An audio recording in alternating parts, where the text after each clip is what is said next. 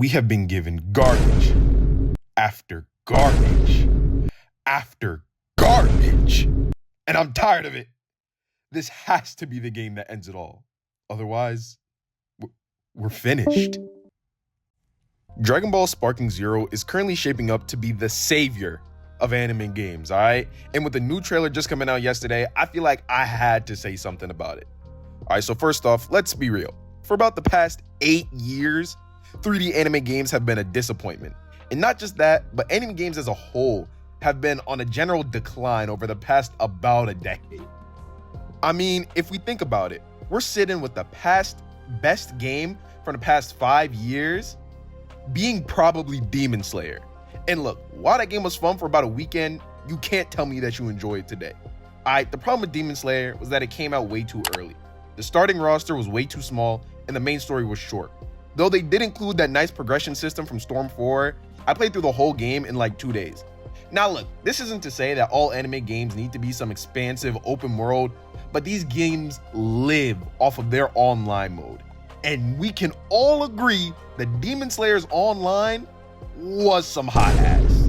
The main issue that I keep seeing with more and more online games is the lack of that spectator mode.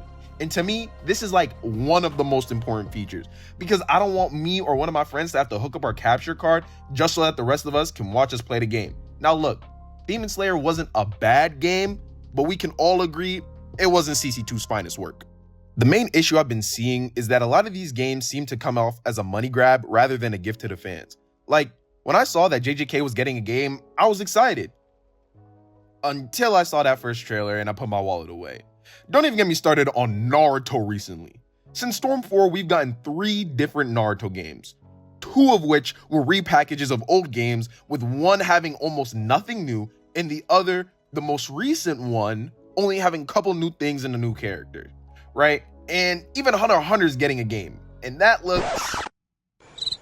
Throughout all this and all these years though, I feel like there's been one IP that rarely has let people down, and that's Dragon Ball.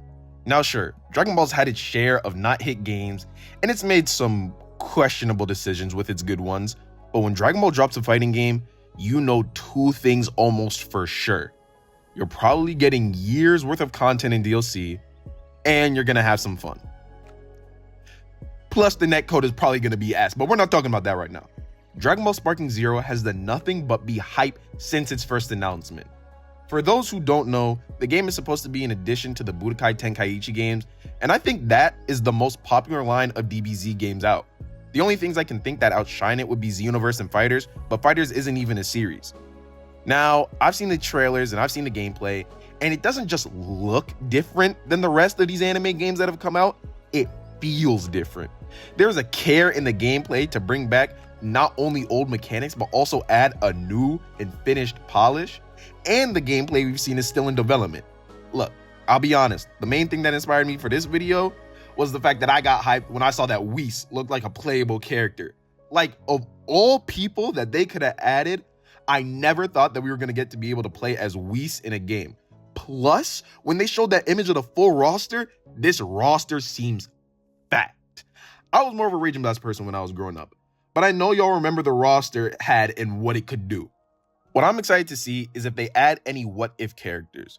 Like I mentioned before, I grew up playing Raging Blast, so I grew up with Super Saiyan 3 Vegeta and Broly, and with a game like this, they could definitely have some fun with that. It looks like they are sticking to more canon characters and just making more canon characters playable, but even still, the random 1v1s are gonna go crazy.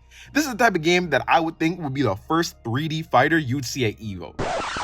Look, maybe I'm wildin', but still, this game has the potential to literally revive the anime game community, and it's supposedly coming out later this year.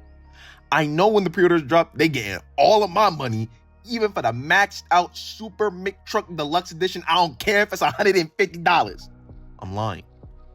But this game already looks like it's going to bring the community back together. But if it's ass water, anime fighting games are done. It will take a long time for people to trust in a producer of any type of anime game if this one turns out to be ass because of how hype it looks.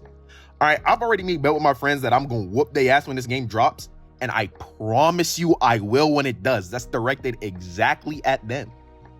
That's what I think of this game, though. If y'all think that this game's gonna be ass or that I'm overhyping it, y'all let me know in the comments. And with that, I'm CJZX2. Y'all know where to find me, and I'm gonna see y'all in the next one.